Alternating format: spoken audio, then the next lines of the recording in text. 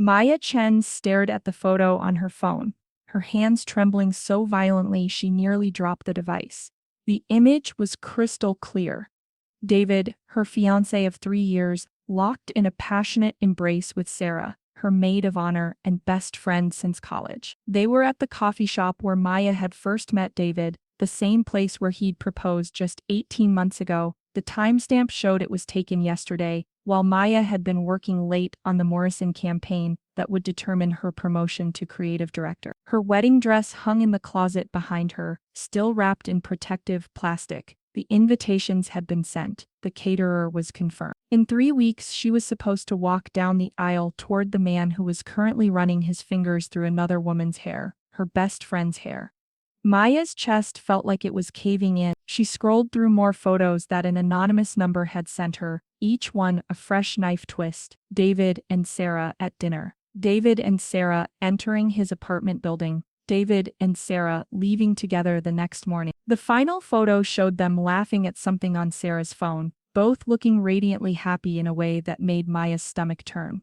Her phone buzzed with a text from her mother. "Don't forget, Emma's engagement party is tomorrow at 2 p.m. She's so excited. Wear something nice, you know how important photos are to her." Maya's heart hammered as she dialed her mother's number with shaking fingers. "Mom," she whispered when Linda Chen answered, "I need you." "Maya, what's wrong? You sound terrible." "David, he's been cheating on me with Sarah. I just found out, and I don't know what to do. I can't breathe. Everything is ruined and, oh honey, slow down. Are you sure? Maybe it's just, I have photos, Mom. Multiple photos. They've been together for months." Maya's voice cracked. "The wedding is in 3 weeks. Everyone's flying in. The deposits are paid. I don't know how to." "Maya, sweetie, listen to me." Her mother's voice took on that careful, measured tone Maya knew too well. "This is devastating, I know, but Emma's engagement party is tomorrow, and the whole family is coming. Uncle Robert is flying in from Seattle. Aunt Patricia bought a new dress. Emma has been planning this for months." Maya felt her world tilt. "What are you saying?" "I'm saying maybe we should wait until after tomorrow to deal with this. Emma's been so stressed about everything being perfect, and you know how sensitive she is. If we turn tomorrow into drama about David and Sarah." "Drama?" Maya's voice rose. "Mom, my life is falling apart. My fiancé has been cheating on me with my best friend. This isn't drama, this is my heart breaking." "Of course it is, honey, and we'll help you through this, but Emma's only going to have one engagement party. We can't ruin it for her. You're strong, Maya. You've always been strong. You can handle waiting one more day." The line went quiet, except for Maya's ragged breathing. "You want me to pretend everything is fine tomorrow, to smile and celebrate Emma while my entire life is crumbling, just for one day, for Emma. You know she looks up to you so much." And Maya hung up. She sat in her apartment surrounded by wedding planning binders, centerpiece samples and menu tastings she'd carefully organized. Her phone buzzed with text from family members about tomorrow's party, asking what they should wear, what time to arrive, whether they should bring gifts. Not one of them asked how she was doing. Maya realized with devastating clarity that this wasn't new. This was the pattern. Emma's happiness had always come first. Emma's needs, Emma's feelings, Emma's special moment. Maya was the responsible one, the strong one, the one who could handle disappointment because she always had. As Saturday afternoon arrived, Maya watched from her window as her family's cars pulled out of various driveways across the city, all heading to Emma's celebration. Her phone filled with photos from the party, Emma glowing in a white dress, surrounded by flowers and love, their parents beaming with pride. Maya sat alone with her shattered engagement, her unfaithful fiancé, her traitorous best friend, and the devastating realization that when she needed her family most, they had chosen Emma's joy over Maya's pain, just like they always had. Sunday morning arrived with the cruel indifference of any other day. Maya woke on her couch, still wearing yesterday's clothes, her phone dead beside her. The silence in her apartment felt suffocating after a night of reliving every moment of her family's abandonment. When she finally plugged in her phone, the messages flooded in. Photos from Emma's party filled her family group chat. Emma cutting her engagement cake, Emma dancing with their father, Emma opening gifts while surrounded by relatives who should have been Maya's support system. The caption from her mother read, "What a perfect day. Emma looked like a princess." Not one message asked about Maya. Maya scrolled through the photos with growing clarity, each image unlocking a memory she'd buried. There was her college graduation, the day she'd graduated summa cum laude with her marketing degree. She remembered calling home, excited to share her achievement, only to find her parents frantically planning Emma's 18th birthday party. "That's wonderful, honey," her mother had said distractedly. "Can we talk later? Emma's having a crisis about the DJ." Her promotion to senior marketing manager 3 years ago, the day she'd landed the biggest client in her firm's history. She'd rushed home to celebrate with her family, only to find them consoling Emma over a breakup with a boyfriend she'd dated for 2 months. Maya had ended up cooking dinner for everyone while they discussed Emma's heartbreak, her own success relegated to a brief congratulations between courses. Even smaller moments came flooding back, her parents missing her college plays because Emma had soccer games, her birthday dinners cut short because Emma needed help with homework, her achievements celebrated with distracted nods while Emma's smallest accomplishments received parties and praise. The pattern was so clear now it was almost laughable. Maya was the steady one, the reliable one, the one who could handle disappointment because she always bounced back. Emma was the fragile one, the special one, the one whose feelings must be protected at all costs. Maya's phone rang. Her mother's name flashed on the screen. "Maya, honey, how are you feeling today?" "How do you think I'm feeling, Mom?" "Look, I know yesterday was hard, but I hope you understand why we couldn't." "No." Maya's voice was steady now, cold. "I don't understand. I will never understand how my fiancé cheating on me 3 weeks before my wedding was less important than Emma's engagement party. You're being dramatic. It's not that it was less important. Then why wasn't I important enough for one person to skip the party? Why wasn't I worth even a phone call from Dad or Michael or anyone?" Linda sighed heavily. "Maya, you know Emma isn't as strong as you are. She needed that day to be perfect. You've always been able to handle what? Handle being second best. Handle being the family backup plan." Maya stood up, pacing her living room. "Handle watching everyone I love choose Emma over me. Again and again. That's not fair. We love you both equally. Do you?" Maya's voice cracked. "Because I've spent 32 years proving myself to this family, and Emma just has to exist to get your attention. She cries and you all come running. I fall apart, and you tell me to wait my turn. Maya Elizabeth Chen, you stop this right now. Emma has always looked up to you, and I've always been invisible to all of you." The words came out calm, final. "I see it now, Mom. I finally see it." Maya hung up and blocked her mother's number. She walked to her bedroom mirror and stared at herself, really looked at herself for the first time in years. She saw a woman who had spent 3 decades making herself smaller, quieter, less needy so that Emma could shine brighter. A woman who had accepted crumbs of attention and called it love. Her phone buzzed with a text from Emma.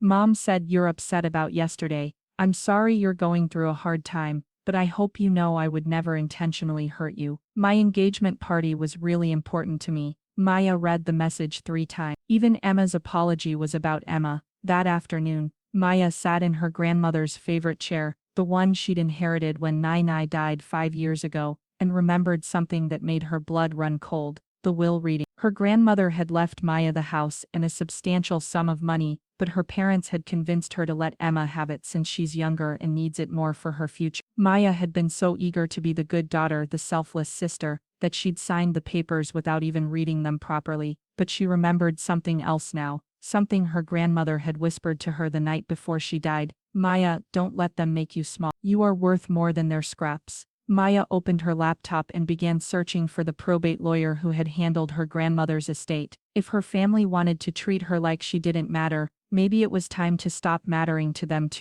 The law office of Peterson and Associates hadn't changed much in 5 years. The same burgundy carpet, the same musty smell of old books and leather. Maya sat across from Harold Peterson, the elderly lawyer who had handled her grandmother's estate, watching his eyebrows rise higher with each document he reviewed. "Miss Chen, I have to say, this is quite unusual," he said, adjusting his glasses. "According to my records, you were the sole beneficiary of your grandmother's estate. The house on Maple Street, the investment portfolio, everything. But you signed a quitclaim deed transferring ownership to your parents, who then transferred it to your sister Emma." Maya's heart pounded. Is that transfer legal? Binding? Peterson flipped through more papers. Well, here's the interesting thing. The quitclaim deed you signed only transferred the house. The investment accounts, the life insurance payout, the savings, those were never properly transferred. Legally, you still own approximately $340,000 in various accounts. Maya gripped the arms of her chair. What are you saying?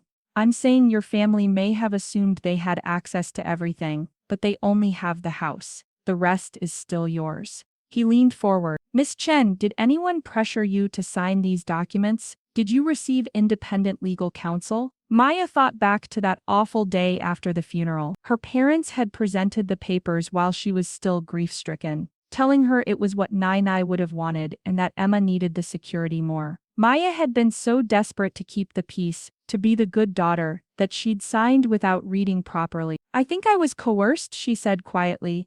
Peterson nodded grimly. Even if you weren't, you have every right to claim what's legally yours. The question is, do you want to? Maya stared out the window at the tree-lined street where her grandmother's house sat just 3 blocks away. Emma had been living there rent-free for 5 years, treating it like her personal party house while Maya paid Manhattan rent prices for her tiny apartment. Yes, Maya said, I want what's mine. 2 weeks later, Maya sat in her new BMW, purchased with funds from her grandmother's investment account, outside her old apartment building. The check engine light on her 10-year-old Honda had been the final straw that morning. She was tired of making do with less while Emma lived in luxury off money that should have been Maya's. Her phone buzzed with another text from David, his 5th attempt to reach her since she'd returned his engagement ring via courier, with a note that simply read, "Keep, you'll need it for Sarah." Maya, please, can we talk? Sarah means nothing. It was a mistake. I love you. Maya deleted the message without responding, and scrolled through her social media instead. She'd been strategically posting photos of her new life, the BMW expensive dinners, a weekend spa trip she'd treated herself to. She wasn't showing off, she was showing herself what self-worth looked like. Her phone rang. Michael, her older brother. Maya, what the hell is going on? Hello to you too, Michael. Mom called me crying. She said you're claiming some inheritance that belongs to Emma? That you hired a lawyer? Maya pulled into a parking spot and turned off the engine. I claimed what legally belongs to me, what our grandmother left to me. Come on, Maya. You know Emma needs that money more than you do. You have a great job. You're successful. Michael, when is the last time you asked me how I was doing? What? Simple question. When is the last time you called me just to check in? Not to ask for a favor, not to invite me to something for Emma, just to see how Maya was doing? The silence stretched long enough for Maya to get her answer. That's what I thought. Maya's voice was calm. I'm done being the family ATM, both financially and emotionally. Emma can figure out her own life. Maya, you're being selfish. This isn't like you. You're right. It's not like me. The old Maya would have apologized and given Emma whatever she wanted. But the old Maya also would have had her family's support when her world fell apart, instead of being told to wait her turn. Maya hung up and blocked Michael's number too. That evening, Maya stood in the doorway of her grandmother's house, her house now. She'd had the locks changed that afternoon while Emma was at work. The moving truck would arrive tomorrow to collect Emma's belongings, which Maya had already packed and staged in the garage.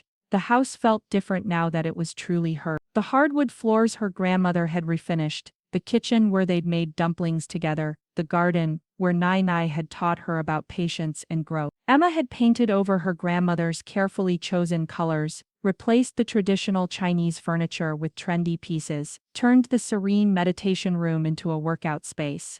Maya walked through each room, making mental notes of what she'd restore and what she'd keep. This wasn't just about money, it was about reclaiming the parts of herself she'd given away to keep everyone else happy. Her phone lit up with notifications. Emma had posted on social media, "Can't believe some people choose revenge over family. Praying for peace and healing for those who have lost their way." Maya screenshot the post and saved it to a folder she'd created called Evidence. She had a feeling she'd need to document everything that was about to unfold. She poured herself a glass of wine, expensive wine, bought with her own money for the first time in years, and sat in her grandmother's chair. Tomorrow, Emma would come home to find her belongings packed and the locks changed. Tomorrow, the family would learn that Maya was no longer the pushover who would sacrifice her happiness for their convenience. Maya raised her glass to the photo of her grandmother on the mantel. "Don't let them make you small," she whispered, echoing Nai-Nai's words. "I'm finally learning, Nai-Nai, I'm finally learning."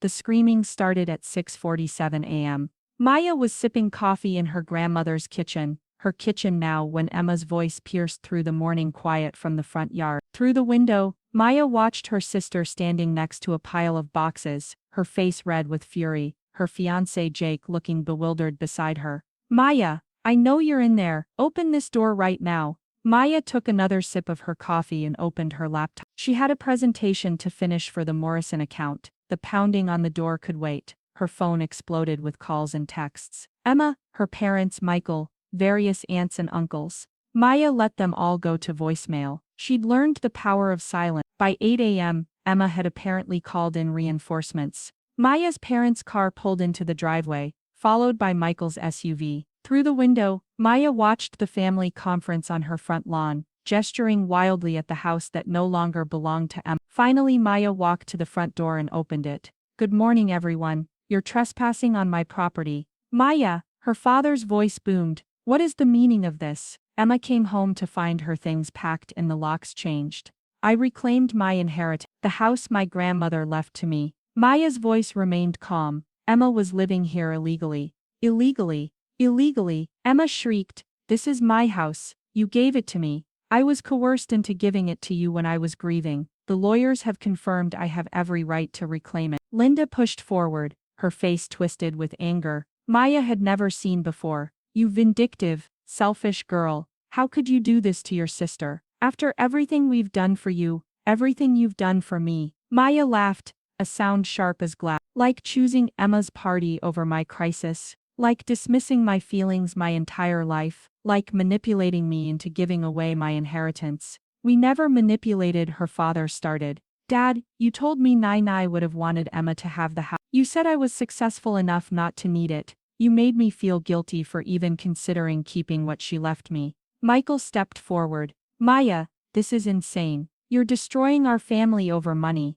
"I'm not destroying anything. I'm finally putting myself first." Maya pulled out her phone and showed them Emma's social media post from the night before. "And Emma's already trying to make me the villain on social media, so clearly she agrees this is war." Emma's face flushed deeper. "You're jealous. You've always been jealous of me. Jealous." Maya's composure finally cracked. "I'm jealous that you got to be the princess while I was the family servant. Jealous that you got unconditional love while I had to earn scraps of attention. Jealous that when my life fell apart you got a party instead of me getting support." "That's enough," Linda snapped. "Emma, get your things. We'll figure this out later." "Her things are packed and in the garage," Maya said. "She has until noon to collect them, or they go to charity. I have a restraining order application ready if anyone tries to enter my house without permission." Emma started crying, the manipulative tears that had always brought the family running. "Maya, please, this house is all I have. Jake and I can't afford anywhere else, and the wedding is in 4 months.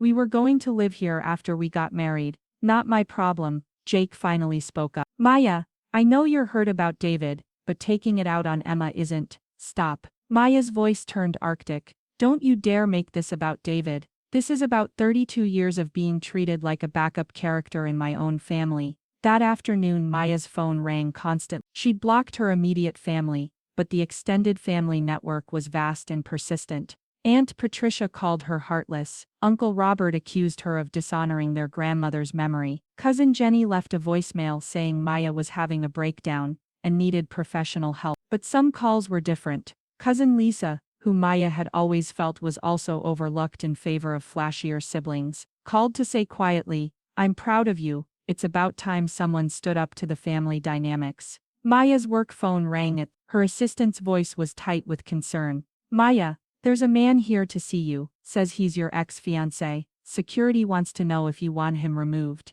"Send him up," Maya said. She was curious what David wanted now. David looked haggard when he entered her office. His usually perfect hair was disheveled, his expensive suit wrinkled. Maya noticed he wasn't wearing his wedding ring anymore. "Maya, Please, we need to talk. We really don't. I heard about what you did to Emma. I know you're angry, but Maya looked up from her computer. Did you come here to lecture me about my family? I came here because I realized I made the biggest mistake of my life. Sarah, she's not you. She's nothing like you. I was stupid and selfish, and David, do you know why I think you cheated? He looked confused. Because I made it easy, I made everything easy for you. I planned our wedding, I cooked your meals, I organized your life, I never demanded anything. I was so desperate to be loved that I became a convenience instead of a person. That's not true. It is true. And it's not just you, it's my whole family. I spent my life making everyone else's life easier while mine got smaller and smaller. Maya stood up, but I'm done with that version of myself. Maya, I love you, the real you. No, David, you loved the Maya who asked for nothing, and gave everything. You loved the Maya who would have forgiven you and made this about her own inadequacy, but that Maya is gone. David's face crumpled. What about us? What about everything we built? We built a relationship where you got everything, and I got whatever was left over, just like my family. Maya walked to her office door and opened it. Sarah can have the leftovers. I'm finally going after what I deserve. That evening, Maya came home to find her driveway egged and selfish bitch spray painted on her garage door. She took photos for her lawyer and called a cleaning service. Then she poured herself another glass of expensive wine and ordered takeout from the fancy Thai place she'd always wanted to try but couldn't afford. Her phone buzzed with a text from an unknown number. This is Emma. Mom made me text you. We're having a family meeting tomorrow night to discuss your behavior. 7 p.m. at Mom and Dad's. You better be there. Maya typed back, I'll be busy. Then she blocked that number too. She was learning that no was a complete sentence, and for the first time in her life it felt like freedom. Maya didn't go to the family meeting. Instead, she went to dinner at Le Bernardin, a restaurant she'd always wanted to try but had never splurged on. She ordered the tasting menu, drank excellent wine, and posted a single photo to Instagram, her hands holding a glass of champagne, her grandmother's jade bracelet glinting on her wrist, with the caption celebrating the woman I'm becoming. While she savored perfectly prepared seafood, her phone lit up with increasingly frantic messages from family members wondering where she was. She let them wonder, but Maya wasn't done. She had one final move planned. The next morning, Maya sat in her lawyer's office with Harold Peterson and a woman introduced as Margaret Kim, a specialist in family law and elder abuse. Based on everything you've told us, Margaret said, reviewing Maya's documentation, we have grounds for a formal complaint about coercion regarding your grandmother's estate. But more importantly, we can ensure this pattern doesn't continue. Maya had spent the week documenting everything: screenshots of family group chats where they discussed manipulating her, text messages dismissing her feelings, even old emails from years past showing the consistent pattern of prioritizing Emma over Maya. What exactly are you proposing? Maya asked. A formal cease and desist letter to your family members, documenting their harassment and attempted manipulation. If they continue to contact you against your wishes or try to coerce you into giving up any more of your rightful assets, we can pursue legal action. Maya nodded. Do it. 2 days later was Emma's bridal shower, an event Maya had originally been expected to host and pay for. Maya had completely forgotten about it until her cousin Lisa called. Maya, are you coming to Emma's shower today? I wasn't invited. Well, technically I was uninvited after I reclaimed my house. The whole family is talking about you. Some are saying you've lost your mind, but others, Lisa paused. Others are starting to ask uncomfortable questions about how Emma and your parents have treated you over the years. Maya felt a flicker of satisfaction. Good, Maya, I have to tell you something. Emma's been telling everyone that you're jealous because she's getting married and you're not. She's saying you're trying to ruin her wedding out of spite. Of course she is, but Aunt Carol asked her why you'd be jealous when Emma's wedding is so much smaller and cheaper than yours was going to be. And when Emma couldn't answer that, Aunt Carol started asking more questions. Maya sat up straighter. What kind of questions? About the house, about the inheritance, about why you weren't at the engagement party. Maya, some people are starting to see the pattern. That afternoon, Maya made a decision that would change everything. She called a courier service and had them deliver a package to her parents' house during Emma's bridal shower. Inside was a leather-bound photo album with a note that read, "Since I wasn't invited to celebrate Emma today, I thought I'd share some memories of our family dynamics. Perhaps it's time everyone saw the full picture." The album was Maya's masterpiece. She'd spent days compiling it, photos of every major milestone in Maya's life, graduation, promotions, achievements, with Emma prominently featured celebrating something else in the background while Maya stood alone or forgotten. Screenshots of family group chat messages where they discussed managing Maya's expectations and not letting Maya's drama overshadow Emma's moment. Copies of documents showing how Maya had been pressured to give up her inheritance, including email chains where her parents coached each other on what to say to convince her. A timeline showing every instance when Maya's needs were dismissed in favor of Emma's wants, going back 15 years. The final page contained a single sentence: "I forgive you all for teaching me I wasn't worth protecting. Thank you for finally showing me my worth." Maya's phone started ringing at 3:47 p.m. She ignored it. By 5 p.m. her doorbell was ringing constantly. She could see through the window that her entire family had come directly from the bridal shower to her house. Emma was still wearing her white bridal shower dress, mascara streaking down her cheeks. Maya opened the door but kept the security chain engaged. "Maya," her mother's voice was raw. "We need to talk. I have nothing to say to any of you. That photo album, those things you wrote." Her father's voice was shaky. "You made us look like monsters." "I didn't make you look like anything. I just documented what actually happened." Emma pushed forward. "Maya, you're ruining my wedding. Everyone at the shower was looking at me like I was some kind of villain. Aunt Carol asked me if I thought I was spoiled." Grandma May started crying. "Emma, I have done nothing to your wedding. I reclaimed my own property and documented my own experiences. If that makes you look bad, maybe you should examine why. You humiliated us in front of the entire family." Michael shouted. "Those private conversations were taken out of context." "Were they? Because they seem pretty clear to me." Maya's voice remained calm. "You all agreed to manipulate me into giving up my inheritance. You all agreed that Emma's feelings mattered more than mine. You all agreed that I was strong enough to handle being neglected." Linda started crying. "Maya, we love you. We've always loved you. No, Mom. You loved the version of me that made your lives easier. You loved the Maya who asked for nothing and gave everything, but you never loved me enough to protect me when I needed it." "That's not true. When David cheated on me, did even one of you consider skipping Emma's party to be with me?" The silence was deafening. "When I was struggling with my career, did anyone ask how I was doing? Or did you just expect me to figure it out while you solved Emma's problems?" More silent. "When I gave up my inheritance, did anyone think to ask if I was okay with that? Or did you just assume I'd be fine because I always am?" Emma's sobs grew louder. "Maya, please, I'm getting married in 2 months. Can't we work this out after the wedding?" Maya almost laughed. "You want me to wait until after your wedding to address how you've treated me, just like I was supposed to wait until after your engagement party to deal with my heartbreak? That's different." "No, Emma. It's exactly the same. It's always been the same." Maya looked at each family member through the crack in the door. "I spent my entire life waiting my turn, and my turn never came. I'm done waiting." Maya closed the door and turned the deadbolt. Outside, her family continued to plead and argue and cry, but she walked away from the sound and into her grandmother's study. Her study now. She opened her laptop and began typing an email to her boss. She had some vacation days saved up, and there was a photography tour of Ireland she'd always wanted to take. It was time to start living for herself. Her phone buzzed with a text from cousin Lisa. "Maya, I don't know what was in that album, but half the family is having very serious conversations right now. I think you just changed everything."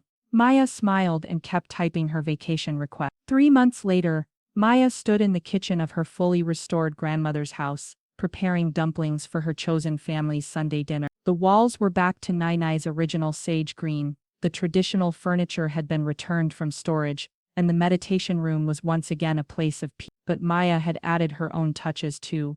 Modern appliances, contemporary art alongside the traditional pieces, a wine cellar in the basement. The house felt like a perfect blend of honoring the past and embracing the future. Her phone buzzed with a text from cousin Lisa. "Emma's wedding something. Want to grab coffee this week and I'll tell you everything?" Maya smiled and set the phone aside. She'd heard bits and pieces through the grapevine, The wedding had been much smaller than planned. Several family members had declined to attend after the photo album revelations, and Emma's marriage was already showing strain due to financial pressures and the ongoing family drama. But Maya found she wasn't interested in the details anymore. Revenge, she'd learned, wasn't about watching other people suffer. It was about building a life so good that their opinions stopped mattering. The doorbell rang, and Maya's real family began arriving. Sarah Chen, no relation, her therapist, who had become a friend after their professional relationship ended. Marcus, her colleague who had become her business partner when they'd started their own marketing firm 6 months ago. Jennifer, the single mother from her neighborhood whom Maya had mentored through starting her own business. Lisa, the one cousin who had stood by her. And tonight's special guest, Ryan, the photographer she'd met in Ireland, whose gentle humor and genuine interest in her thoughts had sparked something Maya had never experienced before. A relationship where she felt valued from day one. "Something smells incredible," Ryan said, kissing her cheek as he handed her a bottle of wine. Good wine, because Maya had taught him she was worth the expensive stuff. "Nai's dumplings. She always said food made with love tastes better." "Smart woman. I can see where you get it from." As Maya's chosen family gathered around the table her grandmother had built, she thought about the biological family she'd left behind. Some bridges had been permanently burned.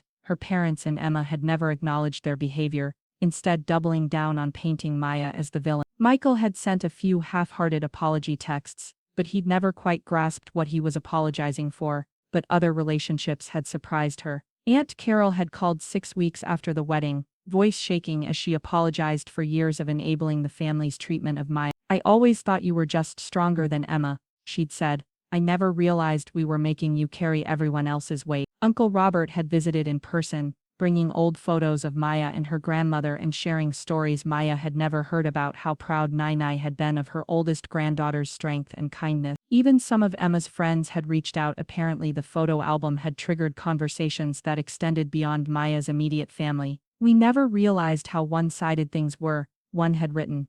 "Emma always made it sound like you were the favored one." But the most meaningful changes were in Maya herself. At work she'd stopped accepting projects that undervalued her expertise. When the Morrison account had tried to lowball her firm's rates, Maya had countered with a number 40% higher than her original quote, and gotten. Her new business was thriving because Maya finally believed she deserved success. In relationships, she'd learned to recognize red flags she'd previously ignored. When Ryan had initially tried to plan all their dates, Maya had gently but firmly insisted on taking turns. When he'd suggested she was overthinking a concern about his ex-girlfriend, Maya had explained that dismissing her feelings wasn't acceptable. Ryan had listened, apologized, and changed his behavior, something David had never been capable of. Most importantly, Maya had learned the difference between being giving and being taken advantage of. She still helped others, but now she chose when and how, and she never gave more than she could afford to lose. So Jennifer said over dessert,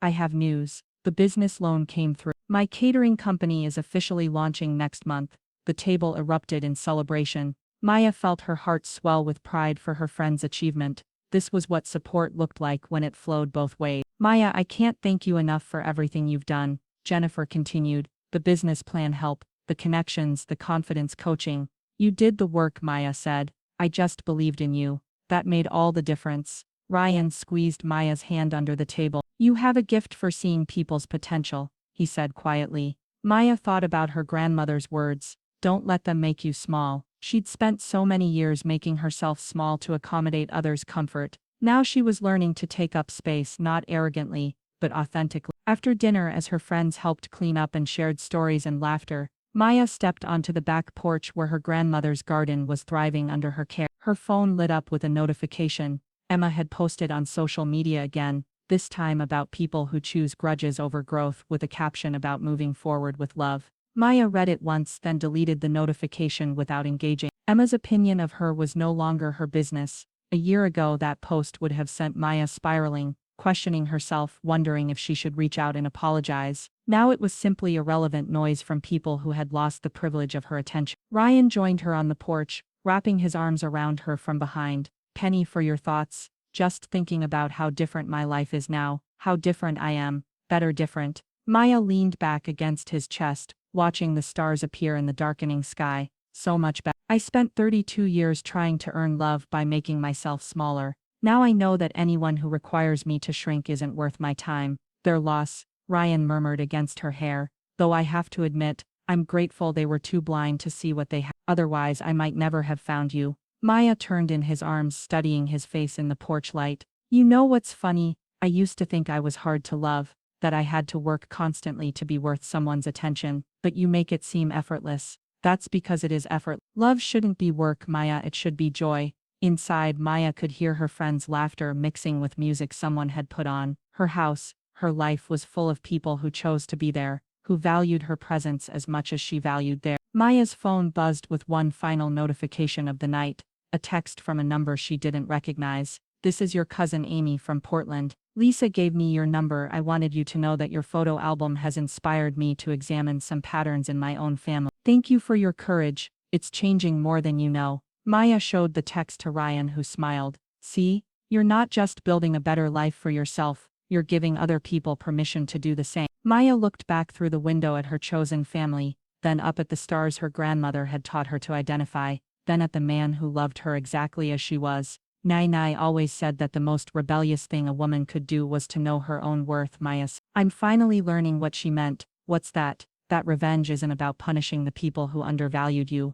it's about building a life so full of love and respect that their absence becomes a gift. Maya kissed Ryan under the stars, surrounded by the sound of genuine laughter and conversation from people who had earned their place in her life. For the first time in 33 years, Maya Chen felt exactly as valuable as she actually was, and that, she realized, was the sweetest revenge of all.